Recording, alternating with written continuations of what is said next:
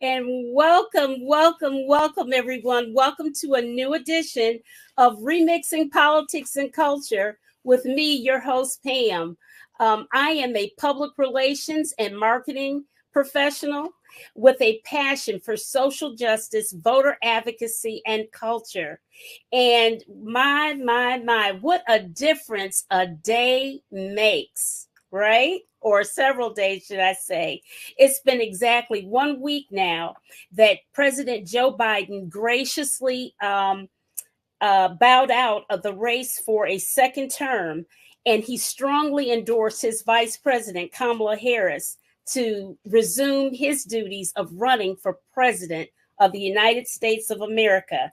And boy, is she off to an amazing start. First up, Black women got into formation immediately and came on a Zoom call, 44,000 people strong, to support their girl. All right.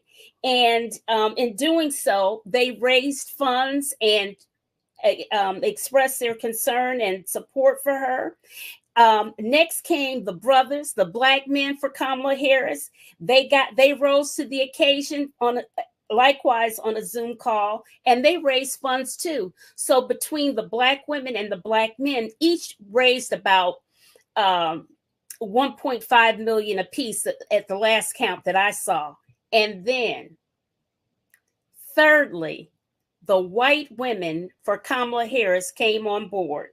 And boy, oh boy, did they have a come to Jesus meeting on Zoom. Let me tell you, white women are the largest voter constituency in America. And they came on and brought it, some 200,000 of them. And like I said, they had a come to Jesus meeting. They talked about the patriarchy. They talked about the errors that they made in 2016, how they did not fully support their candidate of Hillary Clinton to make history. Though she won in the popular vote, she didn't get all of the states and what have you. So after those 2 hours of their coming to Jesus and getting it together and getting into formation, they raised a total of $11 million. Now, there are several other groups that are getting into formation as well across the nation. In fact, this Monday, the white men for Kamala Harris are going to show up for her. So that's going to be very interesting. And may I add, I have been able to view everything on YouTube. YouTube doesn't crash. You don't have that problem. You can read stuff in the chat. So it's a perfect medium to check that out. So tonight, we're going to discuss Black men. And now we know that Black men are among the most, let's face it, Black men really are the most marginalized group in America, in this country, like from economic issues to most definitely the criminal justice system, right? And so Black men are always in a perpetual state of crisis as far as I'm concerned. And so I'm excited tonight to have three very distinguished gentlemen come before us tonight to discuss these issues. And I am so happy that we had a little bit of a late start tonight, but I'm glad you guys are here. All right. So first up, I have Dr. Ronald Charles. He is the Chief Medical Officer of the Ingram Community Health Centers in Lansing, Michigan. Prior to this tenure, Dr. Charles has practiced internal medicine and has served as an assistant professor in internal medicine at Wayne State University, and he has served as vice president of medical affairs for the Centene Corporation. He is a fellow of both the American College of Physicians and the American College of Healthcare Executives. He is a board-certified internist. He completed his residency in internal medicine at Rush Presbyterian St. Luke's Medical Center in Chicago, Illinois. Dr. Charles is a native of Detroit, Michigan, and is an active member of Phi Beta Sigma Fraternity Incorporated. And Dr. Charles is my dear, dear friend Ron. We have known each other forever, went to high school together, undergrad together. So if I call him Ron, you know why. If he calls me Pammy, you also know why. We go that far back. Welcome back to the show, Doc. Thank you, Pam. Next up, we have William Bill McGee. He is an adjunct professor of music at Virginia State University. Bill was a hip hop pioneer and two-time gold medal recipient for the iconic rap hits Freedom and Apache. He has been a voting member of the Grammys for 15 years. Bill McGee is an internationally known recording artist and CEO of the 804 Music Group. He has served as both a public school teacher and administrator in Petersburg and Richmond school systems. He was the director of bands for Elizabeth City State University and Morehouse College. He has recorded with the likes of the OJs, Patti LaBelle, the Sugar Hill Gang, Angie Stone, and among many other luminaries. Along with his passion for music, Bill is also an ordained minister, and in 2022 was elected president of a Southern Christian Leadership Conference, which was founded in 1957 by the late Reverend Dr. Martin Luther King Jr. and 60 other civil rights pioneers. Welcome to the show, Bill. Thank you. Thank you. I have to say I'm president of the Richmond chapter, not the whole SCLC. Right. I thought I said that, president of the Richmond chapter. I just don't want anybody to think I'm trying to give myself a promotion. But I do understand. But oh boy, we got a lot of people in the chat already. Great. Okay. And last but certainly not least, there he is. We have Dr. Terry Allen. Terry has over 30 years experience in public relations, marketing, and sales. He currently serves as Vice President, Marketing and DEI at the Focus Communications and historical award-winning Black-owned boutique PR Comms Consultancy. Terry oversees the strategic direction, execution, and growth of the agency's diverse clients that include local, regional, and national clients across a variety of industries.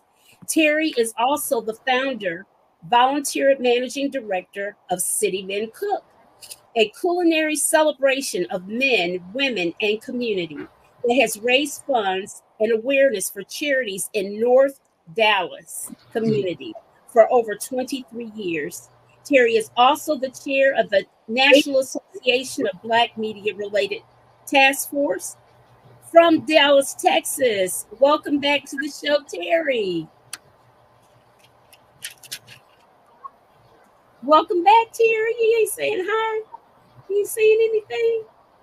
Uh-oh. Terry, can you hear me? Uh-oh. Terry. Terry. Can you hear me, Terry? Hey, how's everybody? Good. Bill, thanks for supporting my whole high school romance work. Thank you. Can you hear me, Terry? Oh, there's a little bit of lag. Okay. I can't hear you. I mean, it's a lag. I have some connection. Huh? Can you hear me now? I can hear you now, but can you hear me? Can you hear me now? I'm sorry. Yes. Can you hear me? Oh, you sound great. There's some connections in here. Yeah, there's some connections here. We have some bad weather down in Texas. Ah, okay. Woo, y'all, listen, those of y'all in the chat, we have had some technical difficulties tonight a little bit here. So I'm gonna say hello to all of you guys. Hey, Showy Howie. Some white men are getting active because they are pissed. Okay. Weed is on the ballot. Lord, who is that? How you can't? Dr. Childs has a black job. Yes, he does. All of these gentlemen have black jobs. My line brother. Hey, Ed. Go green. Okay. Oh, ooh, Richard. I don't curse, Richard. Mr. McGee has a black job. Thank you. Okay. Oh, here's more. Dr. Childs is my line. Oh, yeah. Okay. Okay. We need the Asian, Hispanic, white women, and men as well to get mad. We need everybody mad. We need the whole United States to get in alignment. Dr. Allen has a black job. Okay. Oh, Marvin Curtis from South Bend, Indiana. Hello, Marvin. Hello, Richard. Okay. All right, guys. So let's get this party started. So this question is going to be for each of you, and I'm going to start first with, I can't even read my writing. Oh, this is going to be first with Dr. Ron Charles. I'm going to ask you each, what was your immediate reaction when Joe Biden dropped out of the race and why? Dr. Charles, you first. Okay, good evening, everyone. I was initially disappointed, and because I felt that he was kind of pushed out the race due to the media and their portrayal of him and how they characterized him, and the double standard that the media did, really played in regards to how Biden was being viewed compared to that other person who I try to keep his name out of my mouth. So I felt that was a major factor, because it just kept things going. It just kept that narrative going that he was frail, that he wasn't able to handle the duties, when clearly for the past 3.5 years up to this point, he's been handling the duties and been handling the duties well. The other factor, I think, was how the Democrats responded after the debate. They got squeamish, they got afraid, and I didn't understand it, because good debate, bad debate, at the end of the day, it's the issues that rule the day. And I felt that, and I feel that the Democrats have the issues on their side in terms of Project 2025, the abortion issue, voting, voting rights, etc., healthcare. So I really believe the Democrats have the issues on their side. So that was my initial disappointment. Okay. All right. Bill, what was your initial reaction? Why did you respond that way?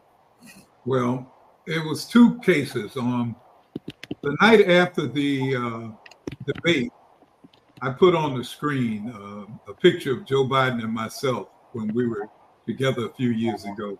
Okay. And I said under the screen, speechless.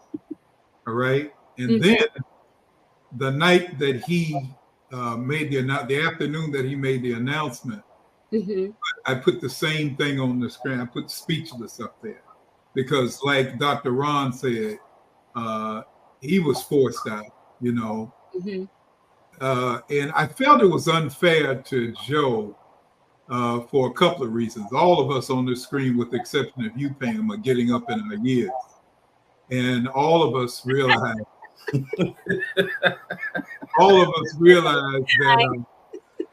that while we may not be able to recall some names or recall some other items, the wisdom and understanding that we have of how to do things and policies and the theory that we've learned over the years and everything else, we still have a good grasp on that. And Joe is a politician. He knows as much about what's going on in the world as any politician in the United States. So, and then he has all these advisors.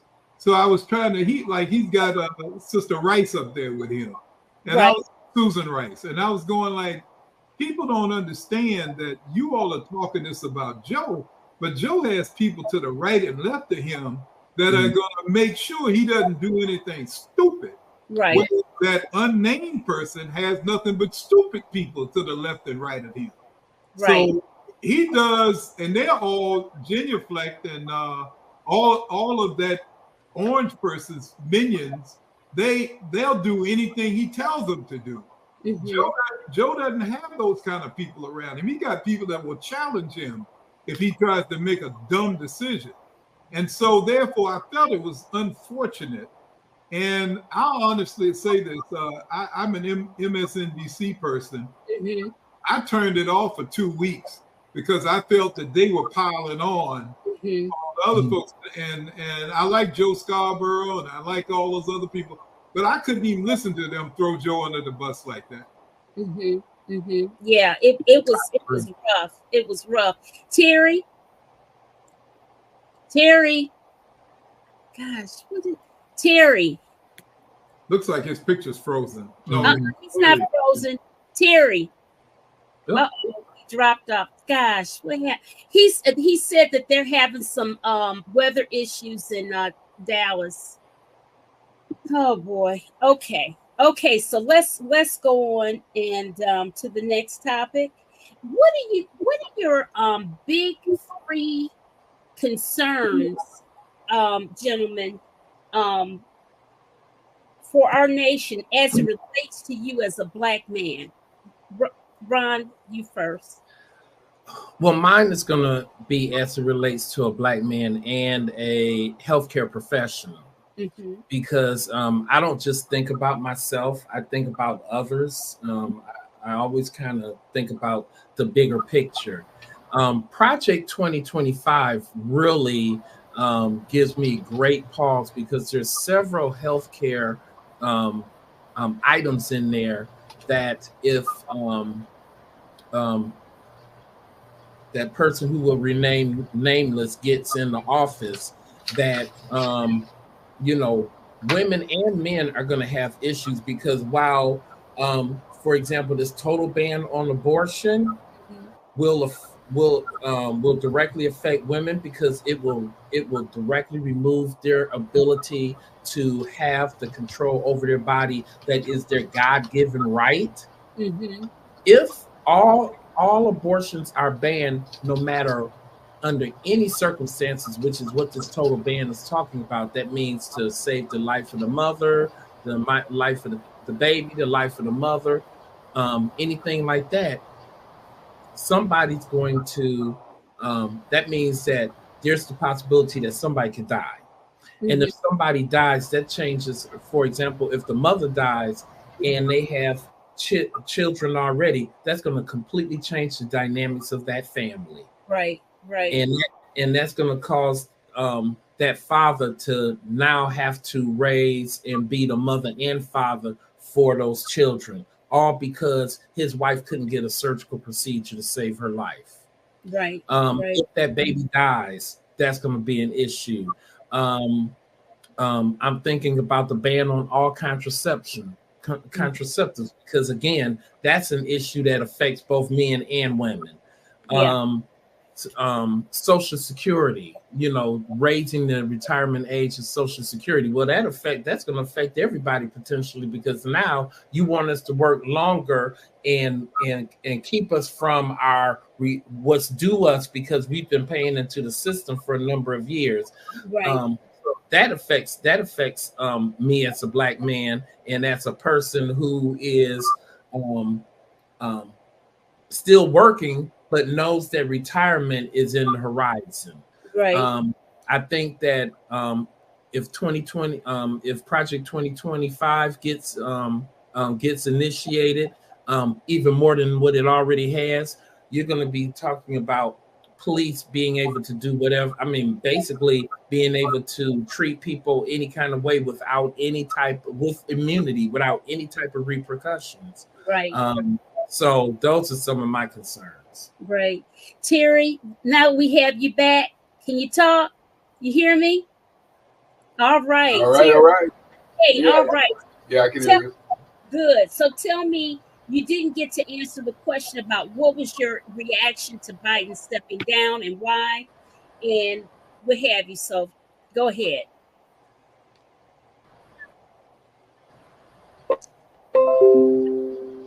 You hear me? Terry. It looks like he's frozen again. Terry? Yeah. Well, let me answer this. Your first question was what was my immediate reaction? And I'm going to stay in that space. Okay. And why is he not answering the why? Because we need that why answer. It needs to be answered. And so that's what I'm concerned about. There was not enough why. As a PR practitioner, we teach all of our clients that you've got to have AAA. You got to have answers. You got to give us access. And you have to take action. And it seemed like they ran away from that. So the second thing is as a member of the media. Oh goodness, we got it's this. What they need to see, they were not chasing. Keep going. Can you hear me now? Yeah, keep going. Okay, and so they were not seeking the truth. It seems like opinion journalism gotten so deep that they would come with their own opinions. I don't have an answer, so I create something. Yeah. And there was so much else going on that could have been focused on. The criminology of the other candidate, a lot of things. So my immediate reaction is, why would you walk away from not having an answer? And also, I think people lost their memory. President Biden has always had a stumble for 50 years. Yeah, but and the last thing I want to say, Pam, is who's on his PR team? The history and the success that Biden's presidency has done in this country, and no one's talking about it. So someone said there's a sister on the team. Well, I question that. I mean, there's so much great stuff coming out of this administration in terms of healthcare, jobs, criminology. There's so much. Let's look back. So my question was, I'm not concerned about Biden not messing up on camera and not talking about it. I'm concerned is who's on your PR team? Who's telling your story? Who's your advocate? And you want me to discuss Project 25? Dan? Huh? No, the next thing. Is that the second part of the discussion, Project 25? No, the second part of the other question was, what are your big three concerns for our nation as it relates to you as a Black man? Go ahead and get it while we got you up. Go ahead and answer that. Well, girlfriend, that's a whole show by myself. Anyway, my biggest concern is we have to think about terms. Look, the Black vote has helped the Democrats for 22 years. Without the Black vote, none of them would have won. And so my biggest concern is that we don't see ourselves as a voting bloc. And I'm not saying that we need to be a voting bloc to put in our office, but we have the power to choose who wins by just our vote taking it over the top. So we should come to the table with some demands, and we need to be unified. But as always, as you can see in some of the shows and stuff, they can always go find one of us colored folk to disagree with the rest of us, and they'll make that person a superstar. We have someone to say that Trump is protecting Black jobs. They'll find some Negro that's going to stand up and say that's correct. And so we as Black men, my biggest concern is we as Black men don't have that level of solidarity that we had when we did the bus boycott in Montgomery. The biggest challenge I see us doing, that boycott shut down an economic system, so they had to change the laws. Our biggest mistake back then is we should have just started our own transportation company. We forgot to take over the economics of our power. So that's my biggest concern here. And also, the biggest concern is that I don't want to step back into the time of the Flintstones and how we as Black men are going to be able to change that. And we don't live in the moment. And you heard me say this before, Pam. This moment, in order for this moment to be a movement, it's got to gain some momentum that's going to make impact economically, socially, and in the political stage. We've got to get to that point where we revamp how Supreme Court justice can stay on his job or go if he steps out of gets into partisan. We got to revamp the way the Electoral College, which was built for landowners in the 13th century. It's got to go. You know, when you have 5 million people who vote for more, 5 million Americans vote more for one person, the other person wins, there's a problem. So my concerns is that we've got to do this. President Obama, a good ally of mine, once said, during his sophomore year, his second term, he looked at the Democrats and says, you guys don't know what to do with a majority since you have it. And we had the opportunity to address the issues I just talked about, and it was ignored, including our immigration issues, economic development, reparations. So black men, we need to take control and start acting like nation, act like a nation. We control $1.21 trillion that could run the 9th largest country in this world.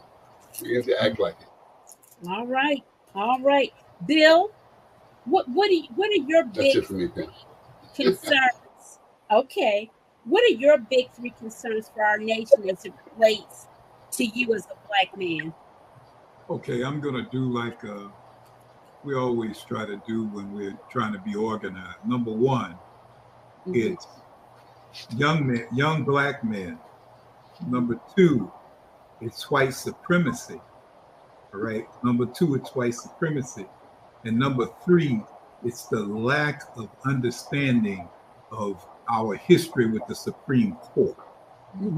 So let's go with number 1. A lot of young black men, and shout out to since you all did Detroit, I'm gonna give a shout out to the Detroit chapter of SCLC. They're one of the strongest chapters in the country. So I want to give a shout out to them. I go around with this SCLC t-shirt on, and 90% of the young men, black men that I meet, don't know what it represents. They don't know what it stands for. That's indicative of the fact that they don't know history. So they're making decisions about Trump that has no foundation based on history. They don't understand Jim Crow. If you talk to them about Jim Crow, first of all, they don't understand Reconstruction. They have no history of the Dred Scott. They have no history of Plessy versus Ferguson. They have no history of how the Supreme Court has set us back so many times. They don't know that we had all of these rights and privileges after 1865, and that they were all taken away, and we were set back into the Jim Crow era. They don't understand that's possible to do again. And 2025 is just the vehicle that they want to use to set us back.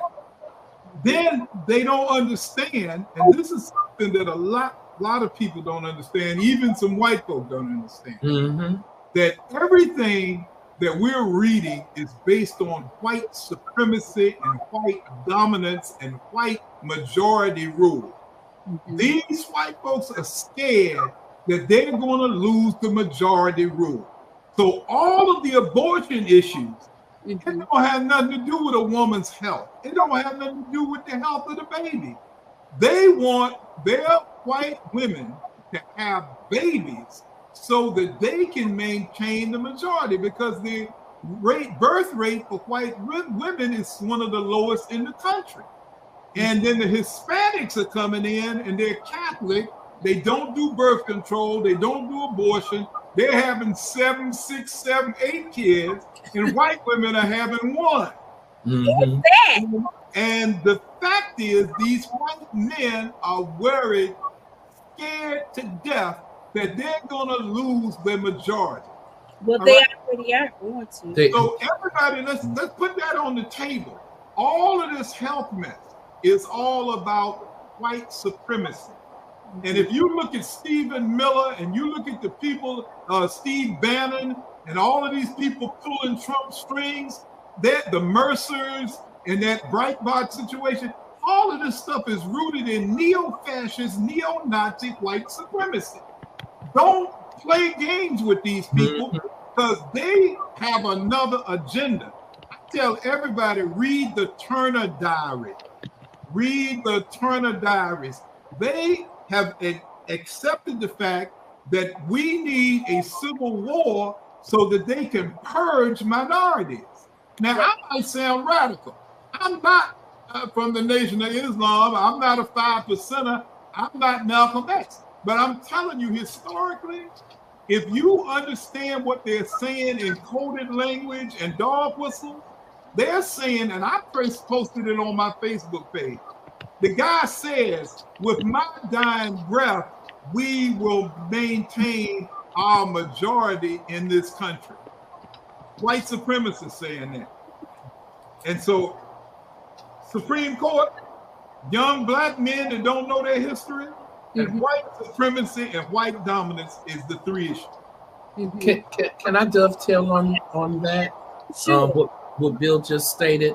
I believe I believe wholeheartedly everything he said, but it's even more diabolical than that. Hard to beat. I hear you. Because part of the reason why they also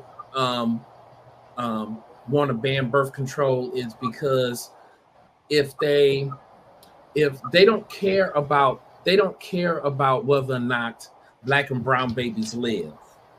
And if black and brown women have babies, studies have shown that women who have children at an early age, it's harder for them to attain educational, to complete their education, to attain a college degree, to attain a professional degree. I had a couple of young ladies in my that I went to medical school with who had children at a very early age. Them becoming physicians were the exceptions, not the rule, because most women out here who get pregnant at an early age are not able to achieve to the same level. So it's really kind of diabolical. It's to keep black and brown people at a certain economic level. The other thing is, Trump didn't misspeak when he talked about black jobs. Because if you attack affirmative action, so you're preventing black and brown and red people too, let's not forget about the red people, from attending PWIs, predominantly white institutions,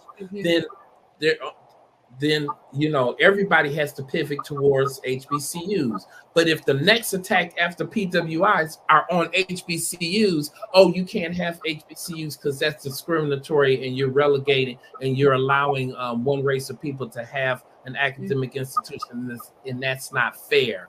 Then you've watered down and you've gotten rid of the HBCUs. Then you go to the trades. Oh no, you can't be in a trade. So then what jobs will be left for you as a black or brown or red person in this country?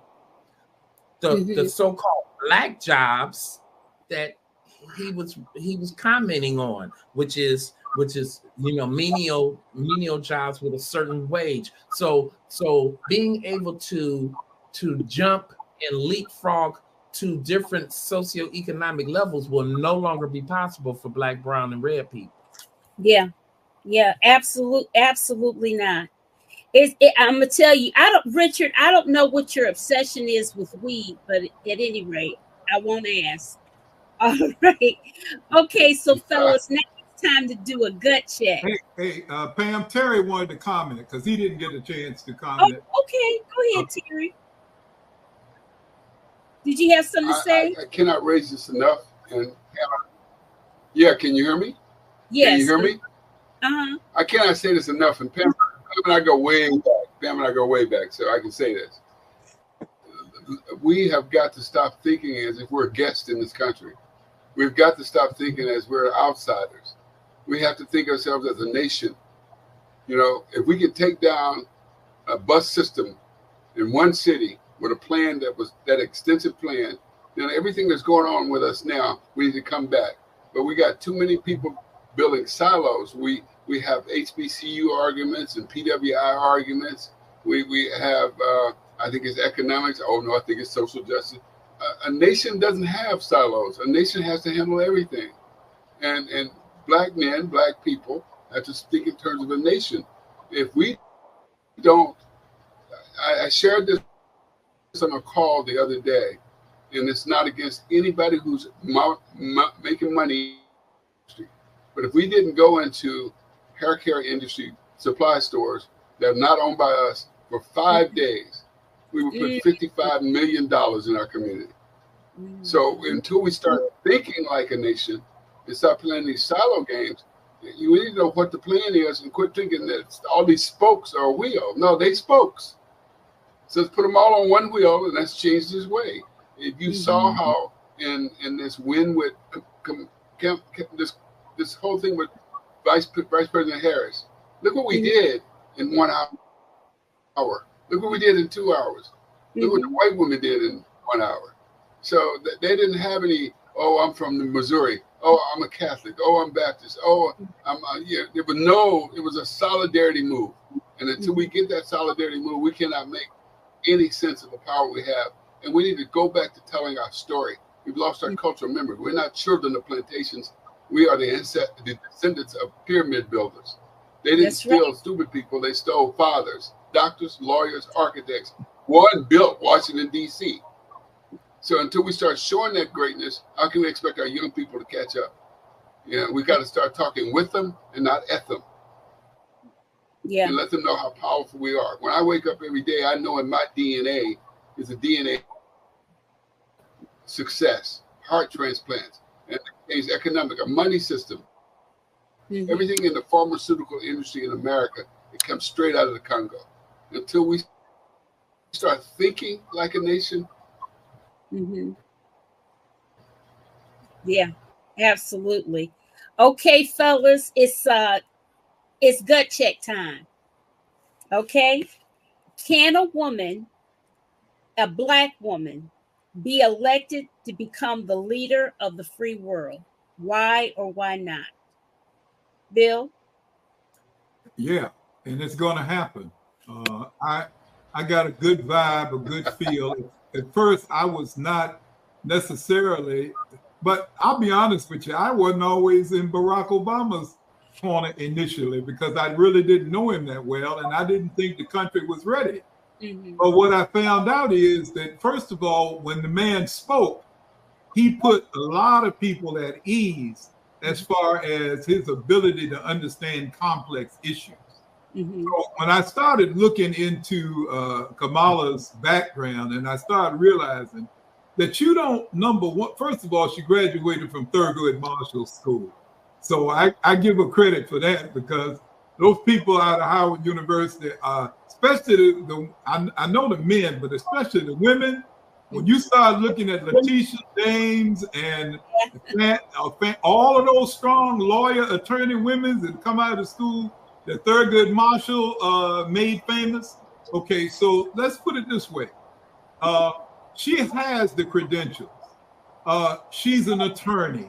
She was a practicing attorney before she became a DA.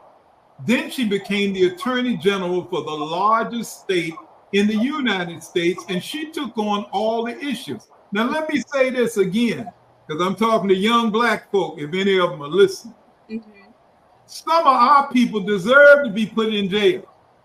They're talking about the fact that she locked some folk up.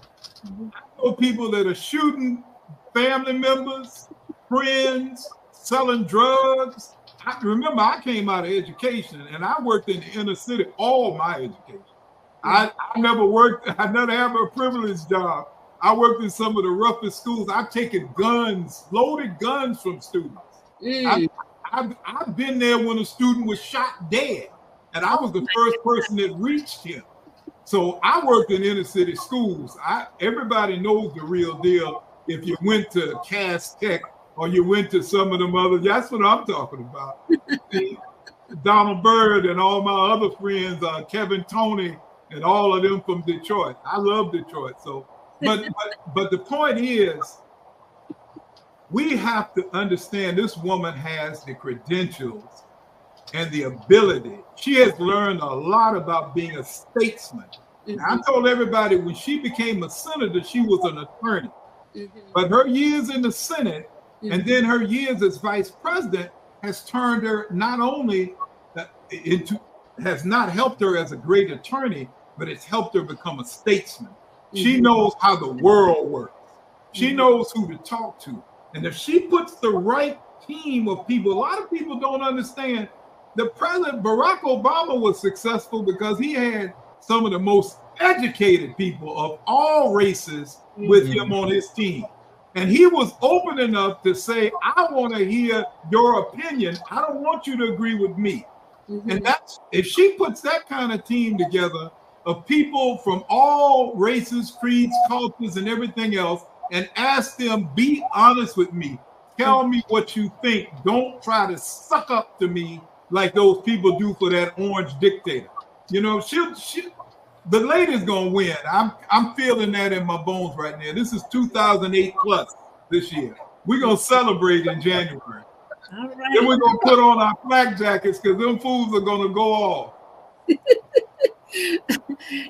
Ron, what say you? Is it? Do you think that she can do it? Do you think that it's time? It's going to happen? Oh, absolutely. I mean, when you look at what has occurred over the past week and all the organizing that has taken place, she definitely can win.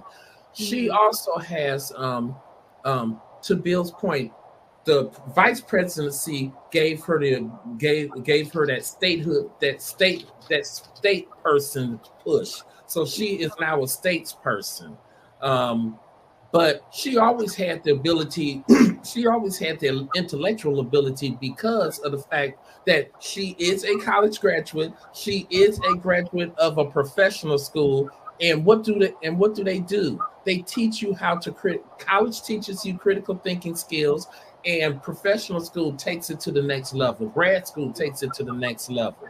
So I truly believe she has all the tools in her toolbox to be able to do the job. And to Bill's point, the key is, who do you surround yourself with? Remember, Biden told her he wanted her to be the last person in that room. That's right. And he wanted to make sure that that she told him the truth.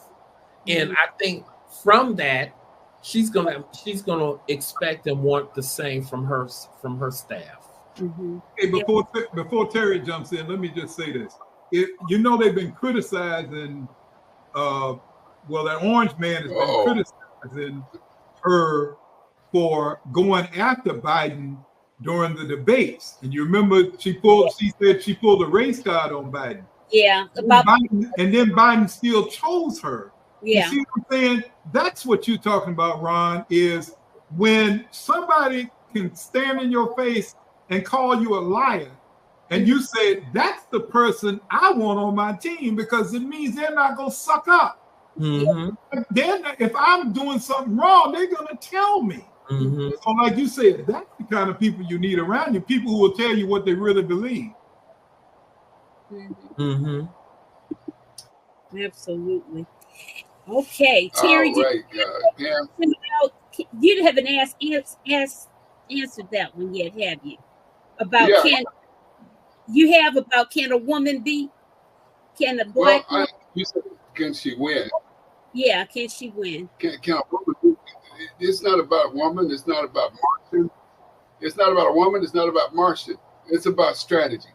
Barack Obama won on strategy, not race. Okay, I was part of that team. That strategy was amazing.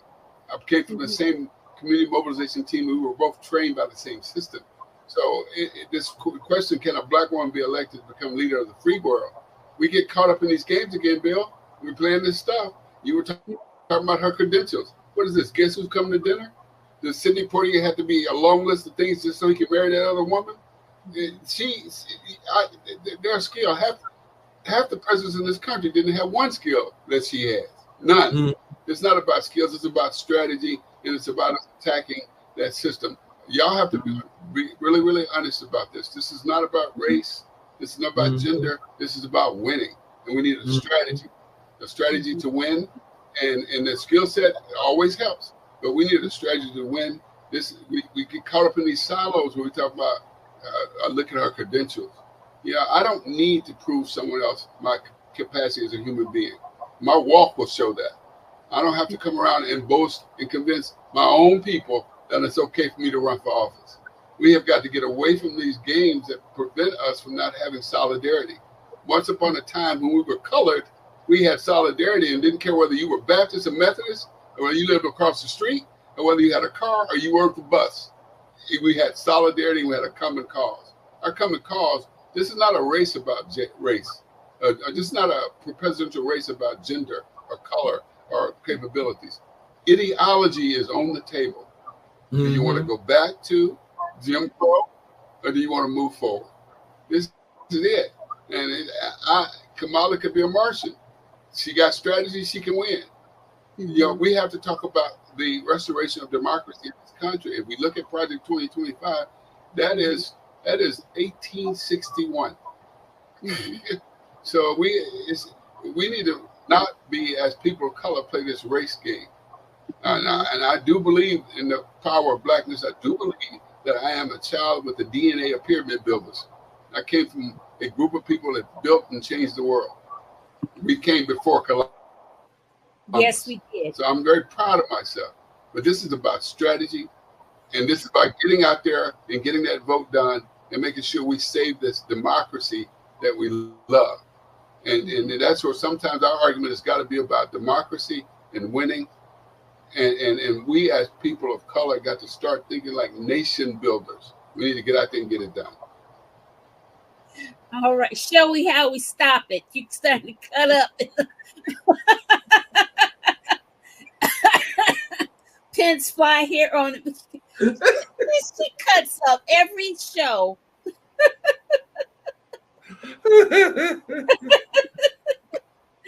All right.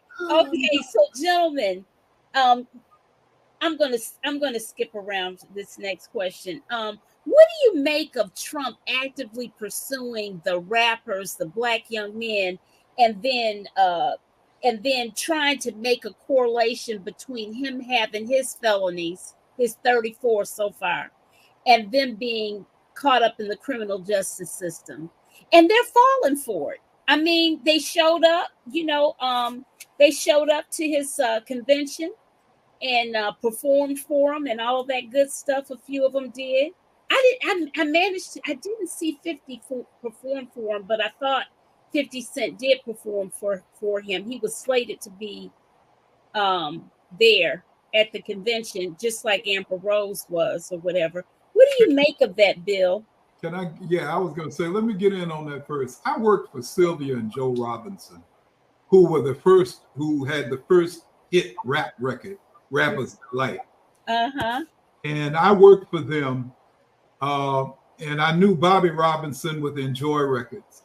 What everybody has to understand is when Black people owned the records that were releasing rap records, they did not allow profanity. They did not allow misogyny. They did not allow violence and talking about it. The closest thing we had on Sugar Hill was the message. Don't push me because I'm close to the edge. Right. You know what I'm saying? But what happens is when a certain other group, and this goes back to what Terry was saying, when a certain other group got economically a hold to the rap industry, they allowed all the negative connotations to come out. All the things that come out. Yeah, I give Russell Simmons a shout out. Run DMC and his groups they didn't have the profanity, the misogyny. They didn't talk about shooting and killing each other. You should hear DMX talk about that now. He talks about it tremendously. He says that they allowed a certain group of people who took over the distribution of rap music, allowed for all this violence and everything else to come out. When NWA was put on the scene, when not Spoonie G, when Schoolie D was put on, when Ice-T was put on, with all these gangster records that came out in 1986, 87, and they were talking about shooting and killing and hoes and bees and all of this. Black folk weren't allowing that on their record labels. No. We weren't about that game. And what happened to the FCC regulations about the language and stuff? Bill, that's going to be a whole nother show because I was doing I'm a big YouTuber, and I had heard some things about that there was a collective meeting between the people in the prison pipeline who own the private prisons and record industry labels. and knowing how influential music is, if you just keep dumbing down people and talking about sex and body parts and all this kind of stuff, what do you get? You get a total breakdown of society and behaviors and everything else. And so let me say to you is those people who have even thought about supporting Trump are the perpetrators of that type of music. They've been selling drugs, murder, bling, all the stuff that Trump is famous for, being glorifying violence and glorifying, you know, I mean, think about all the things he said about if you beat him up, I'll pay for your lawyer. If you know what I'm saying, like that. Those people that are supporting Trump, those rappers, those hip hop people, again, I went back to the fact they don't know history. They don't understand history. So they made their money. All of them became rich by calling women bees and hoes and by telling brothers to go shoot somebody if they disrespect you. I don't have no respect for them. Nope. Not whatsoever. I don't care if they do support Trump.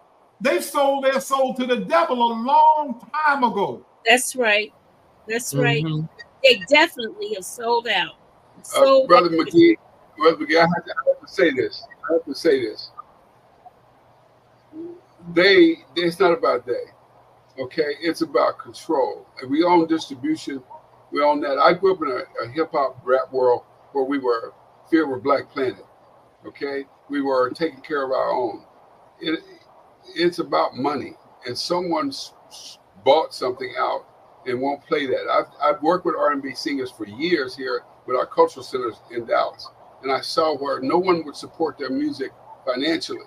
And if we'd own our own distribution systems, and we didn't, I mean, you know, payola on the radio, we have to understand this. It was not about the rappers that created the bad music. It is about those who control the industry. And that's what they put on there. They paid people to do that. And we talk about all the music people that showed up at the right showcases. Was it a paycheck or was it an endorsement?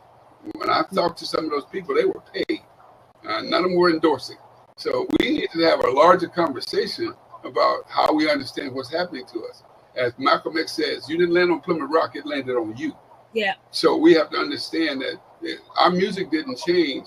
People who had the bad music started getting paid. The people who had the great music started getting undermined because we didn't control the distribution system or the radio waves it's played on. And until we do that, Oscar Micheaux couldn't get his movies at Paramount, but he had some of the greatest distribution systems in the world back then. He used the churches. The churches made money off his showcases. And he showed Black people in a positive light. They were career builders. They were politicians. They were doctors. So it is not about what we did to the music. It's about us still being like Negroes instead of Black people. We just got to get over that. And we got to go back and control it. We can control it by our dollars and our cents. And also, we need to teach our history. That was one of the most powerful things in our culture before 1800. We've got to get our culture back and own it. And once you Okay. Well, he was doing, Terry was doing. My grandmother told me to get a good job and a good education. All right. I'd go own a business. I should have went and bought a business. That's all right. That's all right. Okay, so last question, gentlemen. Given your personal knowledge of Project 2025, name a key concern for you. Ron, Dr. Charles, you kind of named yours early on. Bill, let's go with you. Name a key concern that you have about Project 2025. Mind you, this thing is over 900 pages long. It has several dimensions to it. But is there anything that jumps out at you that you've heard about Project 2025 that concerns you? Well, first of all, I heard a young person say today, or he wrote today, that Social Security won't be around when they're old anyhow, so they don't care. I thought the same thing 40 years ago. you know, but a long time before I got past 65, and I'm quite a bit past 65 at this point. So, in fact, I'm past 70. So I thought Social Security wasn't going to be around either. Excuse me. And so the other side to that thing, though, is also what they're doing with the Department of Education. That whole thing about doing away with the Department of Education has been around since Ronald Reagan. Everybody knows that this mandate for leadership is what Project 2025 is all built on. Why do they want to get rid of the Department of Education? Because then the states can decide where they spend their money and how they spend their money. And we'll be right back to separate but unequal, which is what I grew up in and what some of you all in Detroit had to grow up in too. Because you had historically Black high schools that were given less in all things. When I grew up, I grew up in Atlanta, Georgia. I went to the same high school that Martin Luther King went to, that Gladys Knight went to, Lena Horne went to, Nipsey Russell went to, Dr. Lewis Sullivan. So we're almost as bad as famous as Cass Tech. But matter of fact, Booker T. Washington High School, we used to get used textbooks from the white school across the way. Yeah. But guess what? We still had national merit scholars. We still had students that got perfect scores on the SAT. We did more with less. Right. And if they go back and they are able to shut down the Department of Education, we'll be back in the same situation again. Right. But we have to do more with less. We have buildings that are falling down, but we always had great teachers. That's the piece. Now the question is, what's happening with teachers in education in the education prep schools? Right. Because the school that I went to, Virginia State University, I went to Morris Brown first. Okay. But all I did at Morris Brown was play in the band. I had to come to Virginia State to get a diploma. Okay. So when I came to Virginia State, I found out that the school was best known for developing great teachers. Okay. And we have a lot of HBCU schools that develop great teachers. So I'm worried about the Department of Education being shut down more than anything. Right. Ron? I am concerned about the DOE too being dismantled because there's, you know, they kind of create, they have different departments that affect students, such as financial aid. Your financial aid programs are fed through the Department of Education. The Department of Education, while it doesn't create strict standards because that's done at the state level, it does set the context for certain areas of education, which was the whole premise of Brown versus the Board of Education, fair and equal for everybody. Right. So that's one of my concerns. The dismantling of the FDA and the EPA. Those are two additional concerns that I have, because if you dismantle the Food and Drug Administration, then food manufacturers can do whatever to your food. There's doing whatever to the food. I know, there's no longer any standards, but at least, you know, at least with the FDA on hand, you don't have to worry. I mean, if you don't have to worry about things that shouldn't be in your food being in your food from a sanitary point of view. Right. And but those chemicals, those dyes and things, so much of our food that we have here in the U.S., it's not even accepted in Europe. Salt and sugar amounts in our food. Salt and sugar that is causing hypertension in the Black community. You're on it. Hey, but you know what? You said EPA, and understand this. They don't believe in climate change. They don't believe there's nothing wrong. With 115 degree temperatures outside, they think everything's normal. With flooding all over the country, they think everything's normal. You know, so they want to get rid of the EPA too, because, hey, we need to make more, we need to pump more gasoline.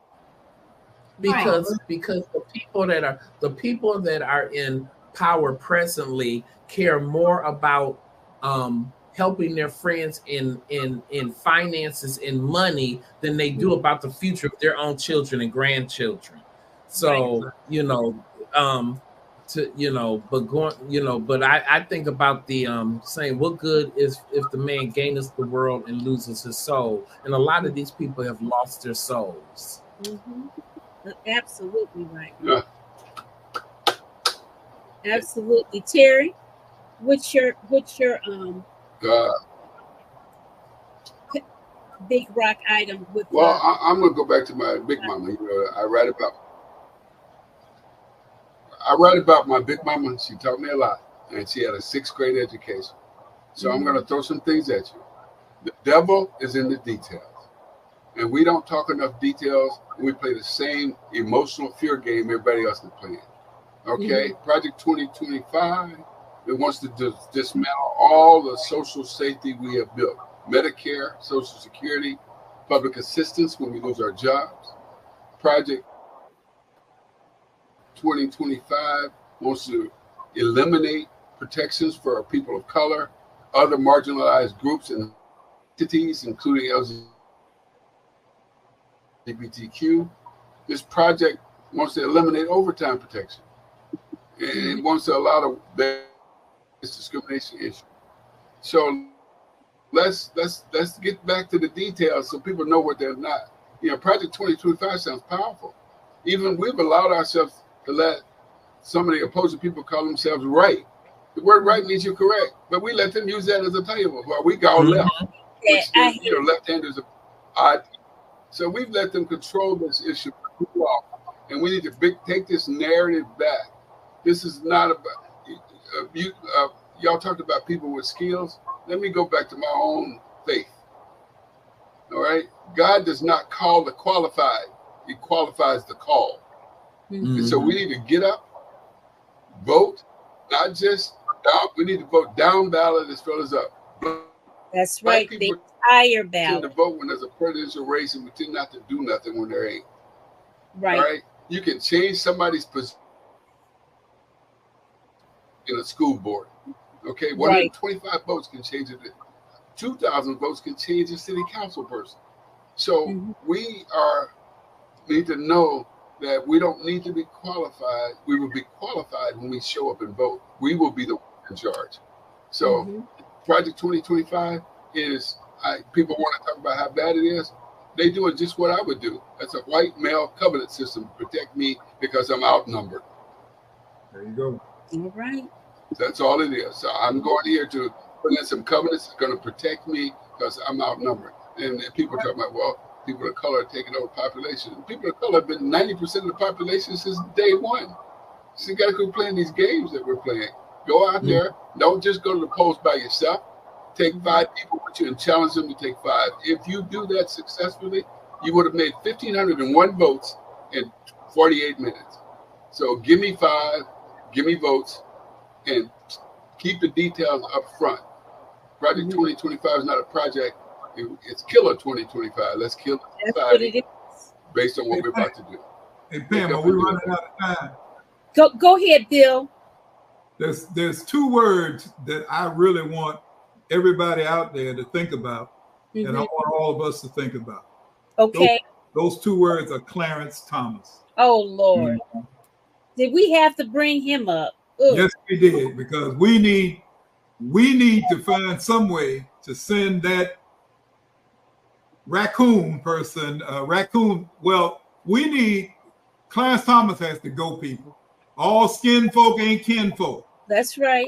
Clarence Thomas has got to go. Everybody out there, black folk, everybody else, pink folk, green folk, red folk, we need to do whatever we got to do to get that dude off the Supreme Court. Right. Well, you know, you have to always remember that there's a whole lot of broken people out here, broken people of color, and you have some people that have a lot of self-hatred. Yes, and if you look at him and look at his life, he has a lot of self-hatred. A lot of those people it's unfortunate, but a lot of those black men on the right who are in political office today, like Byron Michaels, the gentleman that's running for for governor in North Carolina.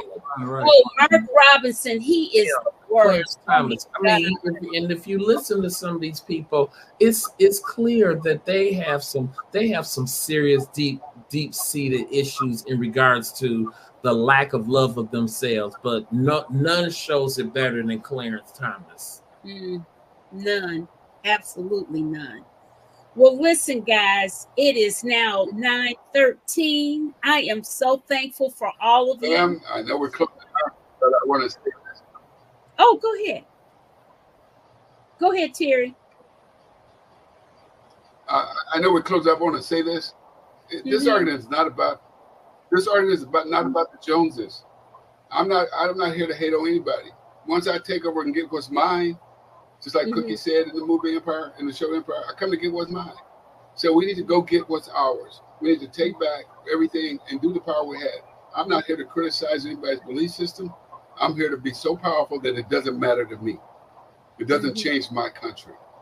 So, it's good to hear the old stories. It's good to hear what I've been through, but I want to show you what I'm going to get and what I'm going through.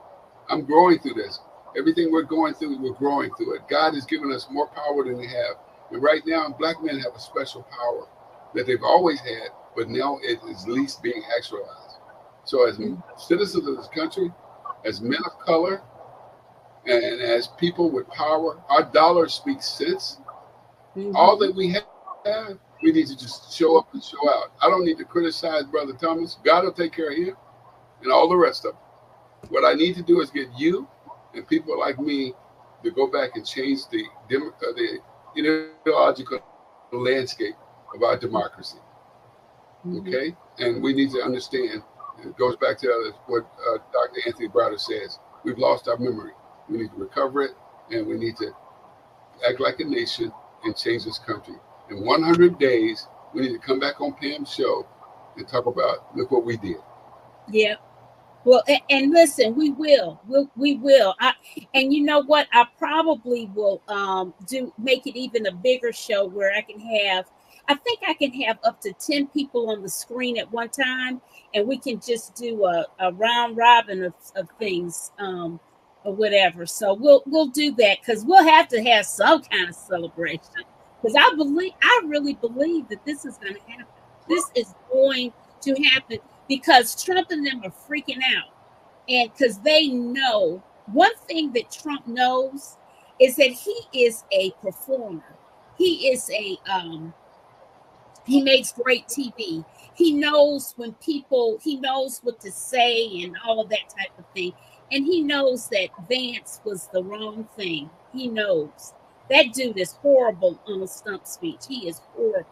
He's not everything is just a mess. But you see, Kamala is kicking butt and taking names every time she gets up to a mic. Every time. Yeah. So anyways, guys, we're going to call it a night. I appreciate all of you in the chat. You guys are great. I'm going to need us to exercise our power, because when you have conversations like this, there are people out there that will come for you. And I'm going to have to Brian or Bill later. Yeah. Listen, share the video so that more people can be engaged in the conversation. That's the whole point, and that's the wonderful thing about things being on video. You can share and spread the word and all of that good stuff, and it just makes it so much easier for us to get more people involved and connected. Because you have to constantly keep talking about it to be about it, right? Oh, there's Diane. There's my Sands. Hey, Diane. Okay. All right. Thank you, Matt. All right, guys. Nice to meet you, Pam, and thank you very much for having me. Absolutely. It's very nice meeting you, too. All right. Let's wave off. Good night, guys. All right. Enjoy it. Share the